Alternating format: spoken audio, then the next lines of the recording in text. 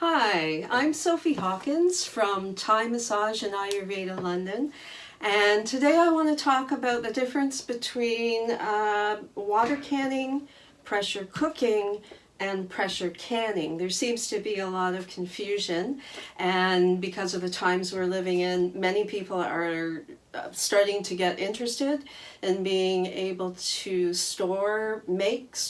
grow their own food.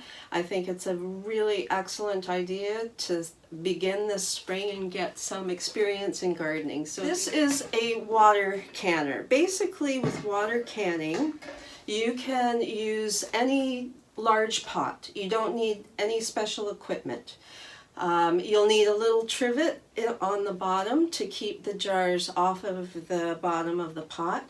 But other than that, any large pot that you can have at least a good inch or two of water above your jars is going to be fine for water canning.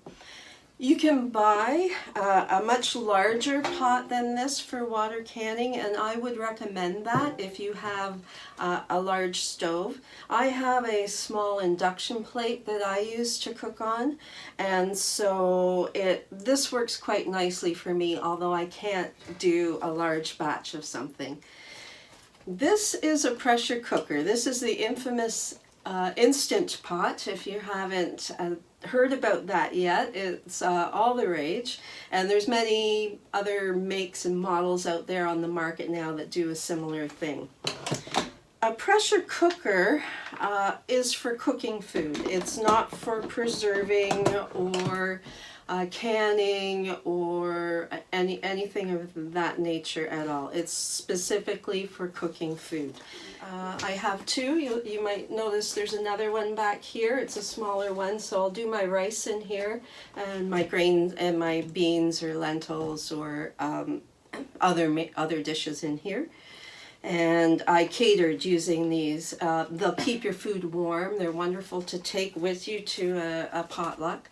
But this is a pressure cooker, which is very different from a pressure canner. Okay, so let's put the pressure cooker away, and I'm going to put my lunch in there and warm it up soon. But that's just for cooking. It cooks things, pressure cooking cooks things very quickly. And so that's really the plus for it. So you can cook a frozen chicken in there, the whole thing, in that pressure cooker under, like, depending how big the chicken is, around 40 minutes from frozen. So that's pretty darn good. That can help you out in your kitchen quite a bit.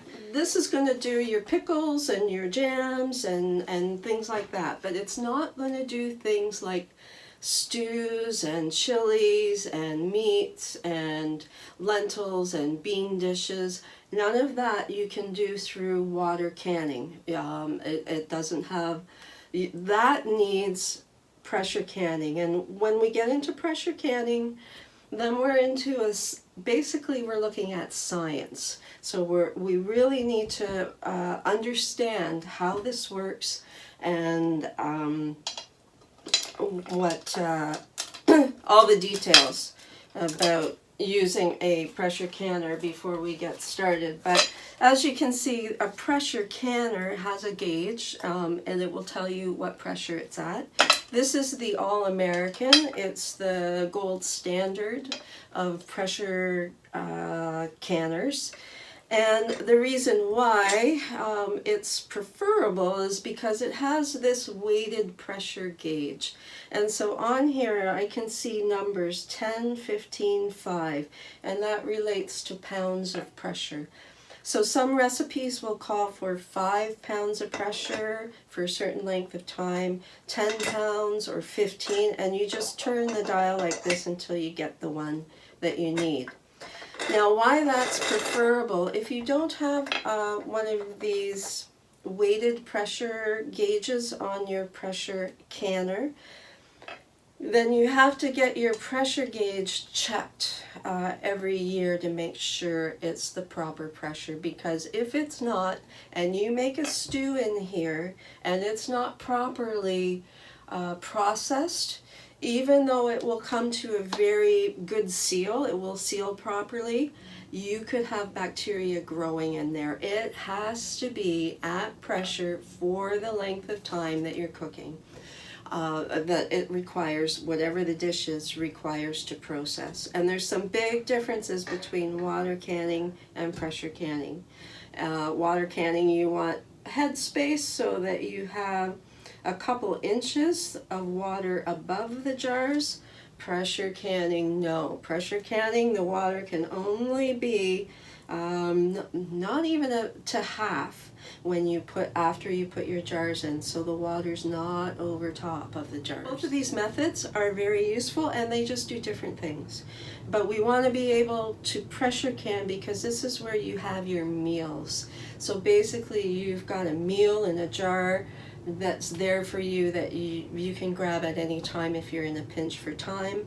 Or if we're in a situation where food is hard to get at the grocery stores, we're not getting imports from certain places, then you've got food put away that will get you through the winter and get your family through the winter.